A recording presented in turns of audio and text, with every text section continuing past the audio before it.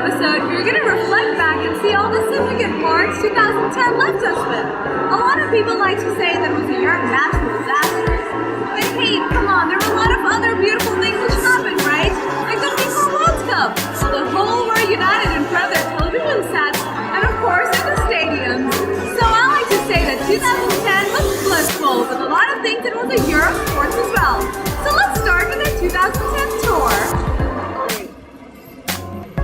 How would you feel if you'd been put under house arrest for 15 to 21 years, not to several times?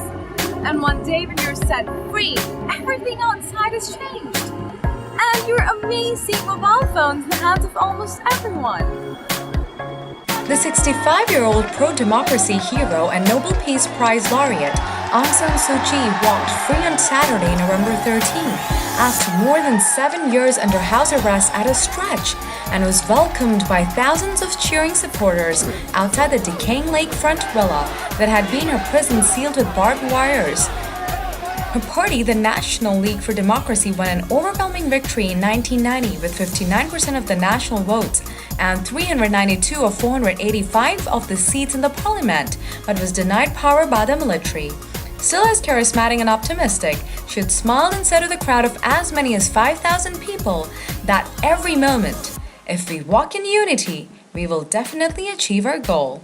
As well, in 2010, the Norwegian Nobel Committee decided to award the Nobel Peace Prize to Liu Xiaobo on the 8th of October for his long and non-violent struggle for the fundamental human rights in China. Though neither Mr. Xiaobo himself nor his relatives could be present during the ceremony, the fact that the award has been given to him shows that he deserved every bit of it. And how can we forget the political upheaval which happened in Thailand and generated worldwide media attention, where you could see red shirts almost everywhere, particularly around this street. And well, they camped for months, and the outcome was...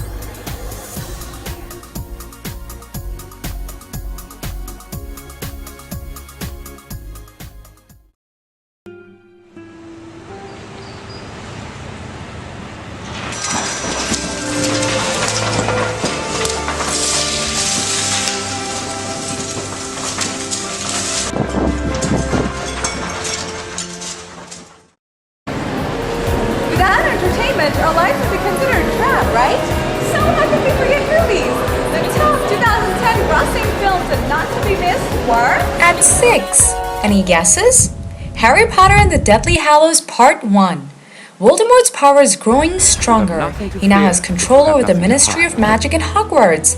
Harry, Ron, and Hermione decide to finish Dumbledore's work and find the rest of the Horcruxes to defeat the Dark Lord. But little hope remains for the trio and the rest of the Wizarding world, so everything they must do go as planned.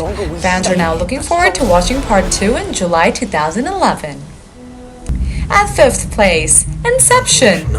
Dom Cobb is a skilled thief, the absolute best in the dangerous art of extraction, stealing valuable secrets from deep within the subconscious during the dream state when the mind is at its most vulnerable. Cobb and his team of specialists have tried to pull off the reverse. Their task is not to steal an idea but to plant one. But no amount of careful planning or expertise can prepare the team for the dangerous enemy that seems to predict their every move.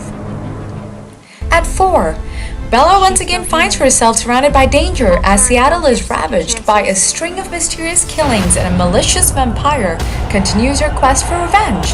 In the midst of this all, she is forced to choose between her love for Edward and her friendship with Jacob, knowing that her decision has the potential to ignite the struggle between the vampire and werewolf.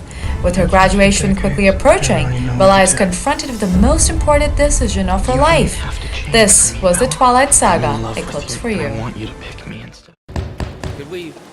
At 3 stands Iron Man 2. With the world now aware of his dull life as the armored superhero Iron Man, billionaire inventor Tony Stark faces pressure from the government, the press, and the public to share his technology with the military. Unwilling to let go of his invention, Stark, along with Pepper Potts and James Rodney, Rhodes at his side, must forge new alliances and confront powerful enemies.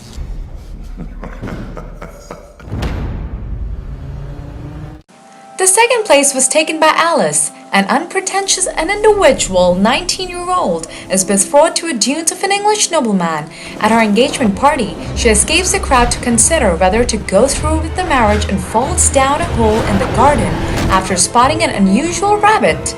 Arriving in a strange and surreal place called Underland, she finds herself in a world that resembles nightmares she had as a child, filled with talking animals, villainous queens and knights, and famous brand snatchers. Alice realizes that she is there for a reason, to conquer the horrific Jabberwocky and restore the rightful queen to her throne. And the top spot is taken by Woody, Buzz, and the whole gang, which got back again in 2010. As they honor, Andy prepares to depart for his college. His loyal toys find themselves in daycare, where untamed tots, with their sticky little fingers, do not play nice. So, it's all for the one and one, for all as they join Barbie's counterpart Ken, a thespian hedgehog named Mr. Pickle Pants, and a pink strawberry-scented teddy bear called Lotto Hugging Bear to plan their great escape.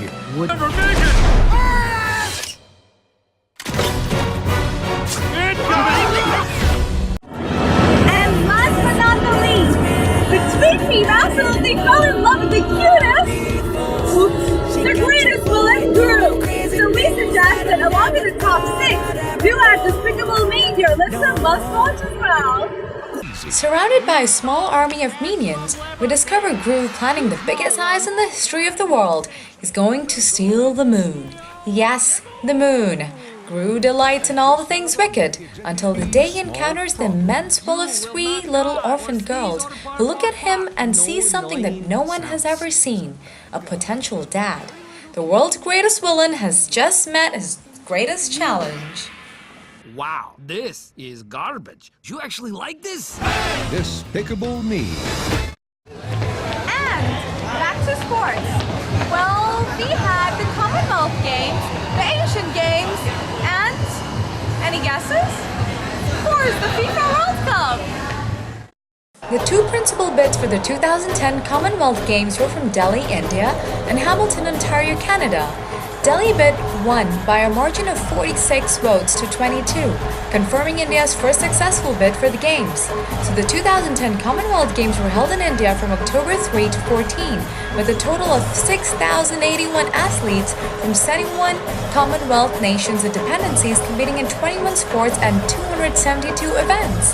The opening and closing ceremonies were spectacular, held at the Jawaharlal Nehru Stadium in New Delhi, hosted by the mascot Shira.